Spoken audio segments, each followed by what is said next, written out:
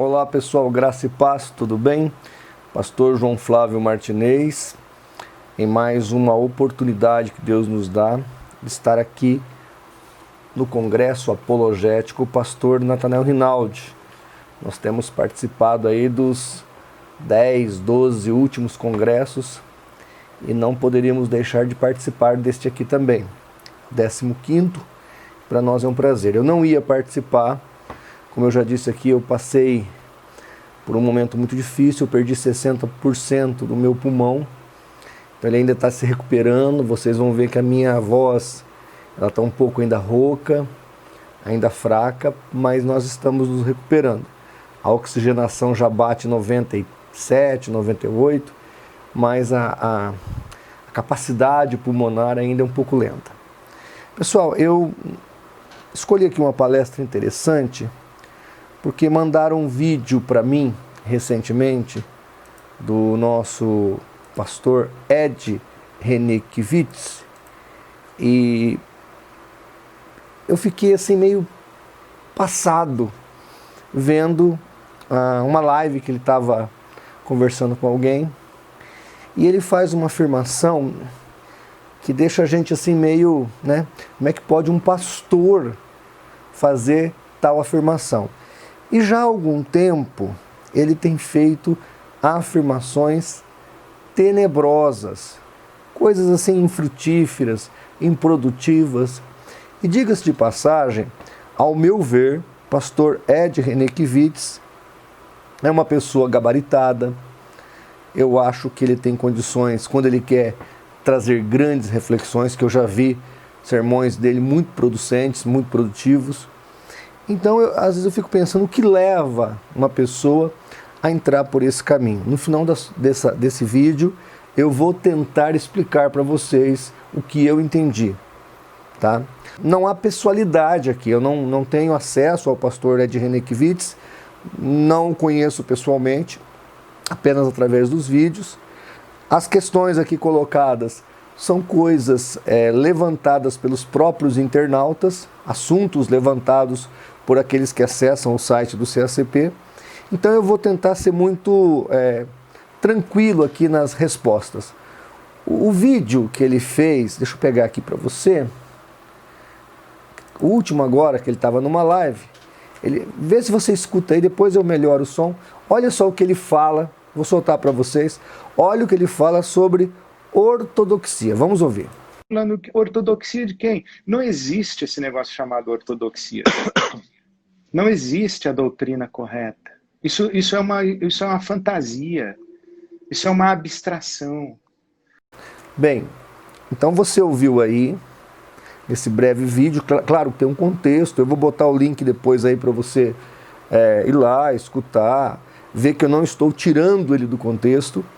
Então, quando é perguntado a ele sobre ortodoxia, ele diz que não existe doutrina correta. Isso é uma abstração. Bom, isso é preocupante. Por exemplo, ele é um pastor batista, nós temos a nossa declaração de fé. E todo pastor batista tem que seguir ali, naquela declaração de fé.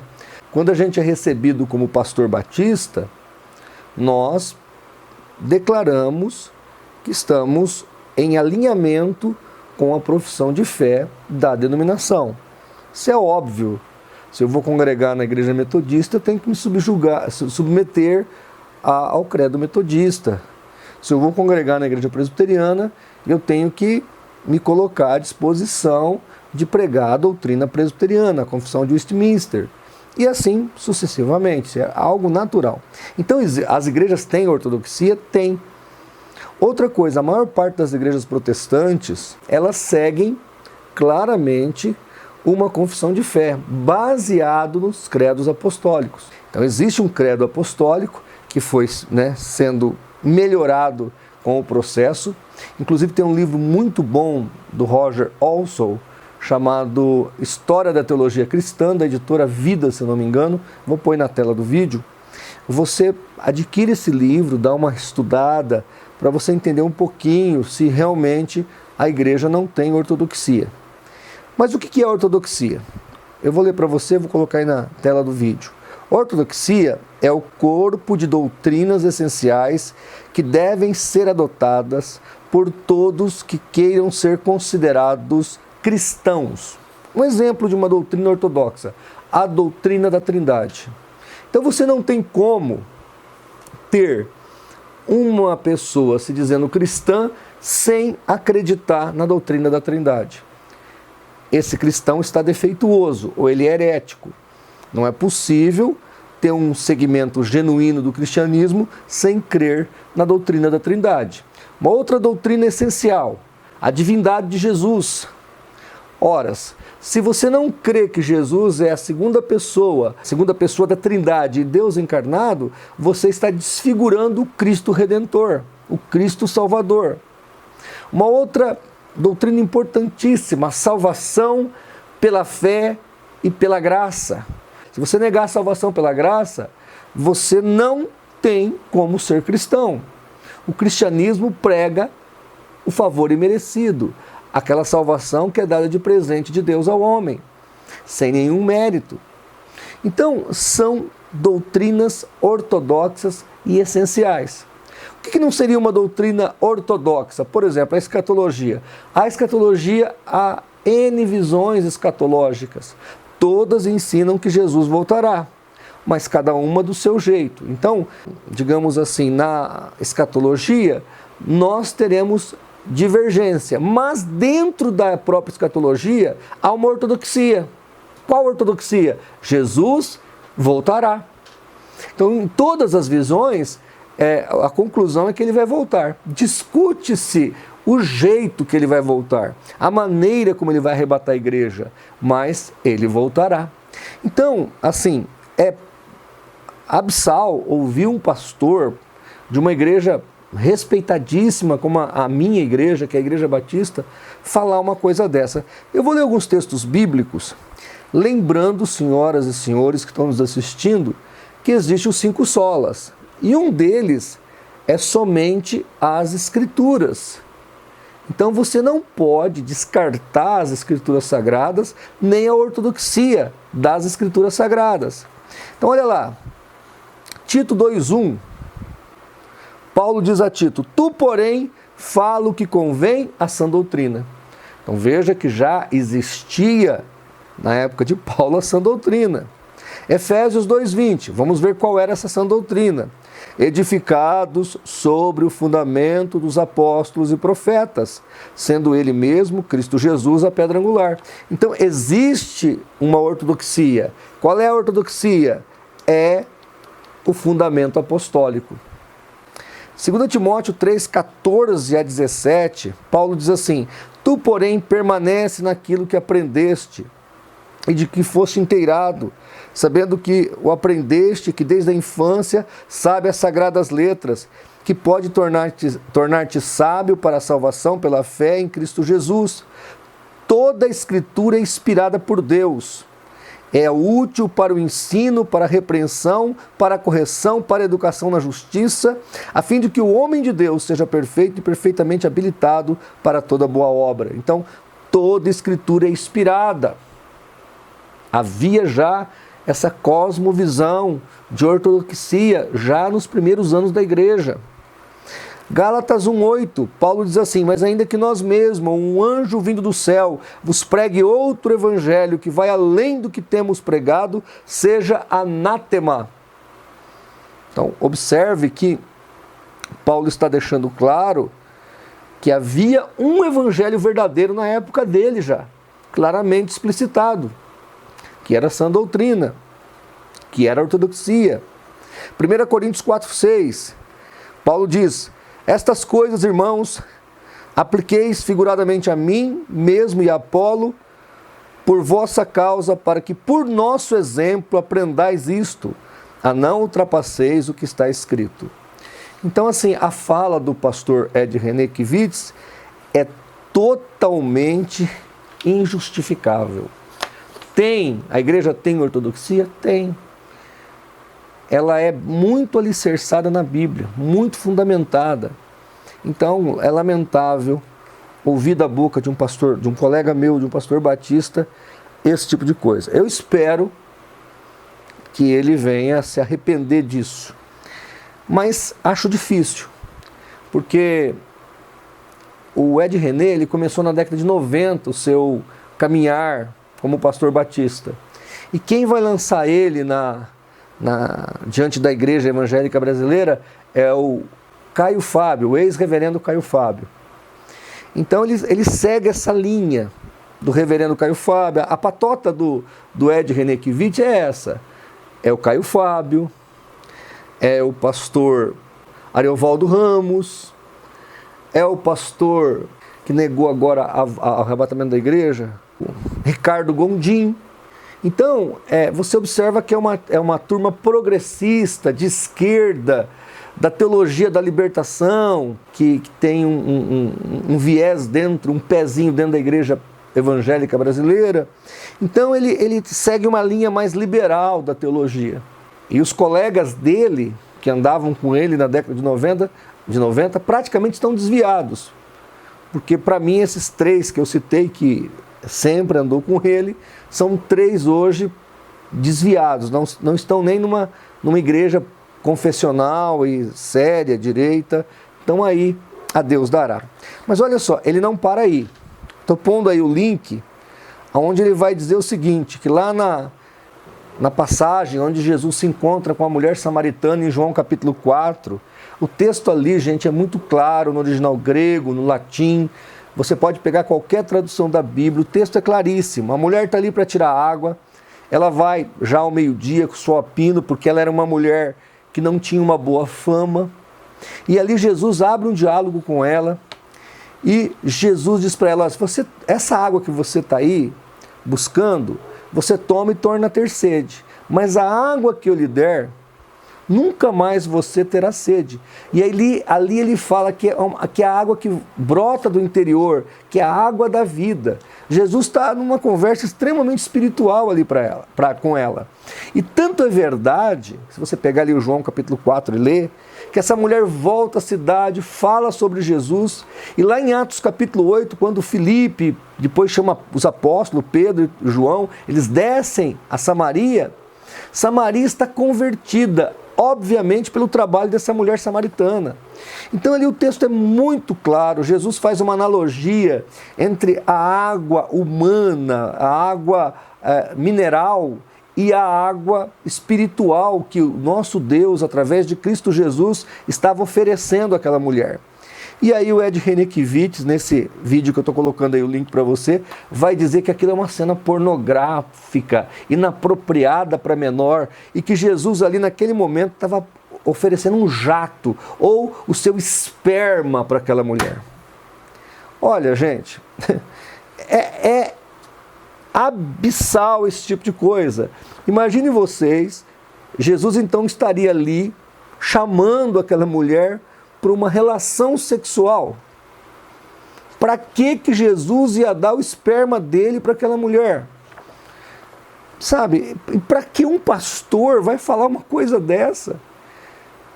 Se tivesse base bíblica ainda, se tivesse fundamentação teológica, você pode pegar qualquer compêndio teológico. Isso é absurdo. Isso é coisa de mente perturbada, de gente doente. Triste uma coisa dessa. Eu estou pondo aí um print, mas eu tenho também um áudio dele aqui onde ele fala isso. Ele diz que a Bíblia não é, mas contém a palavra de Deus. E nós sabemos muito bem, eu reitero isso, um dos solas da Reforma Protestante é sola Scriptura, ou somente as Escrituras Sagradas. Mas ele nega a Bíblia como palavra de Deus. Então ele relativiza, como teólogo liberal que ele é. A Bíblia apenas contém, ou seja, a Bíblia é apenas uma das maneiras de Deus falar com o homem.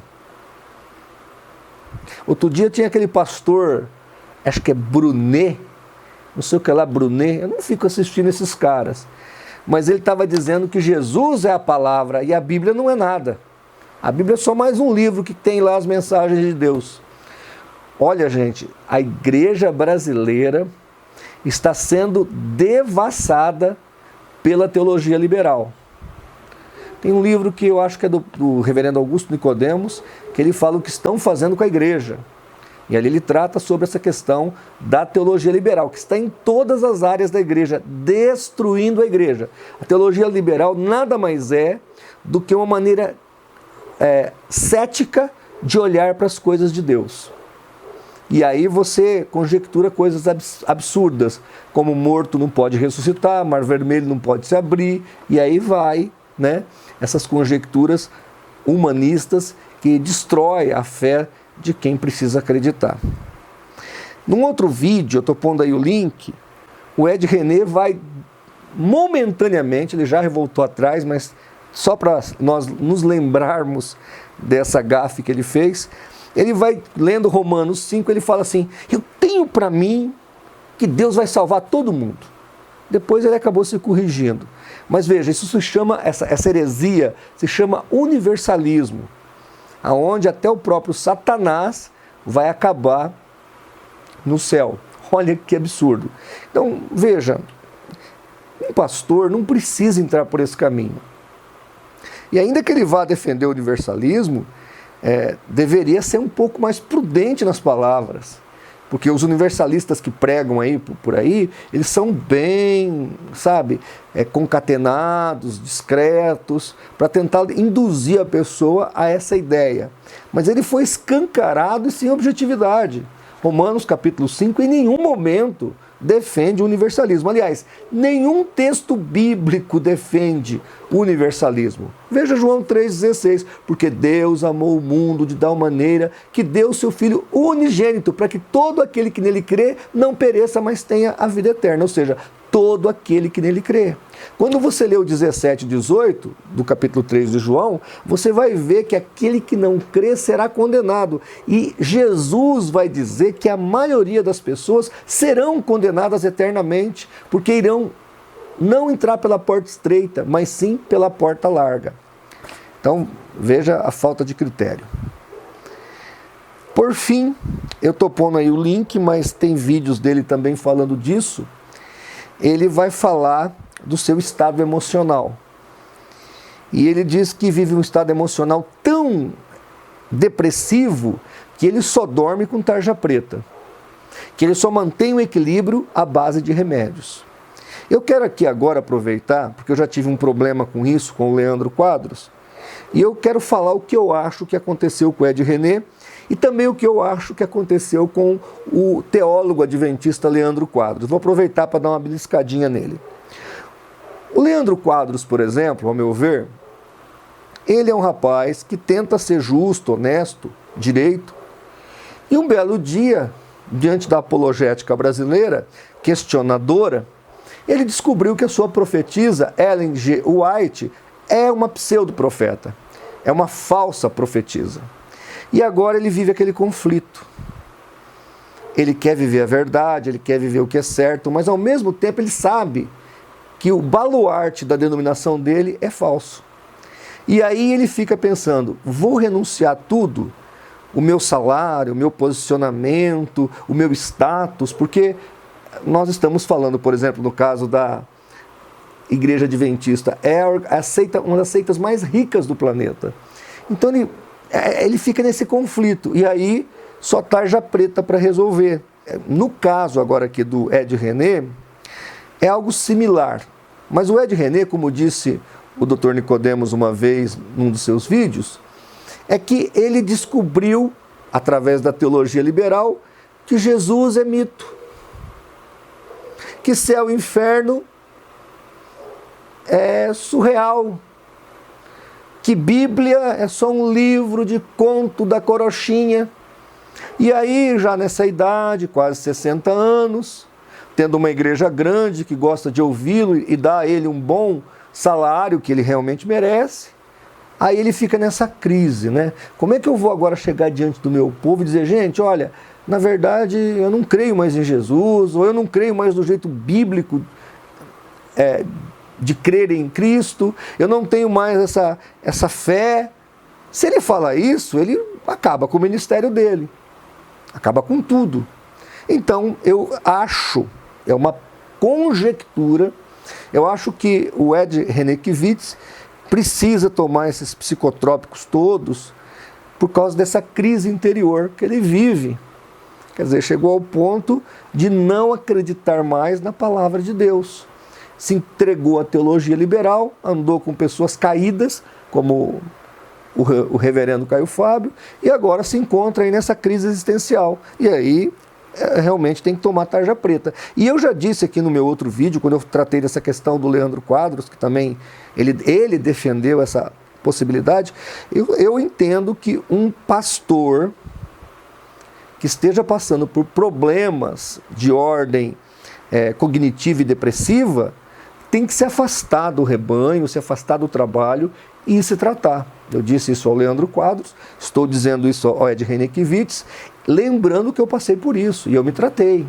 Graças a Deus não precisei tomar remédio psicotrópico, foi um milagre, Deus realmente me curou em 6 meses, eu sou testemunha viva.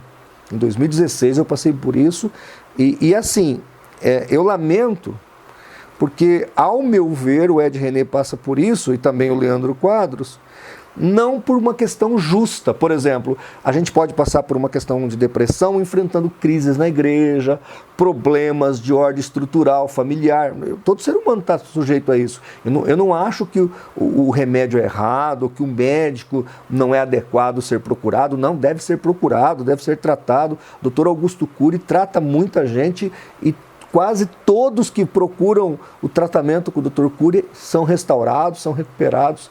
Ele mesmo falou isso para mim, eu fiquei maravilhado com como o Dr. Cury trabalha com as pessoas. Ele tem um tratamento, um dos psiquiatras mais famosos do Brasil, então existe cura, existe tratamento, não estou dizendo que não se deva fazê-lo, mas o que eu acho que levou essas duas pessoas que eu citei agora a essa triste realidade, não é uma coisa assim que faz parte da vida, que podemos ser levados a isso, mas são coisas ruins que eles deixaram entrar na vida deles. No caso do Leandro Quadros, da Igreja Adventista, essa crise, se vai crer ou não, isso na minha opinião, né, em Ellen G. White. E o Ed Renekiewicz, o que ele faz agora? Pregando a fé sem crer. Eu acho que é esse o problema dele, porque agora ele tem que pregar sobre Deus, sobre fé, e ele mesmo não crê. Então ele vive essa... Viu, Ed René? Viu, Leandro Quadros? É só uma opinião. Eu acho que é isso aí. E se vocês estão passando por esse problema, o caminho é fácil. É só se render a Jesus, confessá-lo como Senhor das suas vidas e haverá cura e vitória para vocês. Tá bom? Eu não quis me delongar muito. Há muito mais para ser falado aqui do nosso pastor Ed Renekiewicz. Ele tem muitas contradições e algumas heresias graves, mas eu não quero me deter muito, já passei quase o tempo aqui pré-estabelecido para palestra online. Também você já está vendo que eu já estou um pouco ofegante, estou ainda me recuperando, como eu disse, né? Eu tinha até declinado desse congresso devido ao momento que eu vivi com o Covid, mas graças a Deus eu pude estar aqui, de participar de mais um, né, de estar com você aqui. E assim, qual é o conselho que eu dou para o pessoal que gosta do Ed Renekiewicz? Ore por ele. A igreja aí, Igreja Batista Água Branca, né, se reúne aí uma equipe, vê o que ele precisa, conversa com ele. Outra coisa, a igreja precisa se posicionar, porque a Convenção Batista Brasileira só age se os membros da igreja se posicionar. Eu acho que precisa se resolver essas questões. Isso fica muito ruim para o evangelho no Brasil, não só para a Igreja Batista, porque ele é uma figura conhecido como evangélico, então fica ruim para todo mundo. E eu espero que ele possa botar a mão na consciência, reconsiderar, né, se curar desse mal, que não é, para mim não é a depressão, mas é a teologia liberal, e que o Senhor possa orientar essas pessoas que estão assim nesse mesmo caminho a uma vida com Deus e em Deus. Tá bom? Gente, muito obrigado. Quero agradecer aqui ao pastor Natanael Rinaldi Filho, à Igreja Evangélica da Paz, ao pastor Miranda, por mais esta iniciativa, e glória a Deus por mais um congresso. Um abraço então, e se assim Deus permitir, até o ano que vem. Deus abençoe.